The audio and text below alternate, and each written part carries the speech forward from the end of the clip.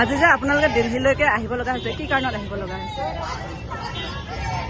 মহিলাৰ আৰক্ষণ সম্পৰ্কীয় যিখন আইন হ'ল 2023-ত, সেই আইনখন এতিয়াও বলবৎ কৰা নাই বৰ্তমান চৰকাৰে। সেইকাৰণে ভাৰতীয় মহিলা ফেডাৰেশ্যনৰ 21 জুলাই তাৰিখে সমগ্ৰ দেশৰ মহিলাসকল আহি পৰিণত হৈছেহি। আজি চৰকাৰ অতি সোনকালে এই যিটো বৰ্ষাকালীন অধিৱেশন চলি আছে লোকসভাৰ সময়তে এই বিধেয়কখন আইনখন গ্ৰহণ কৰাৰ কাৰণে দাবী জনাইছোঁ আমি।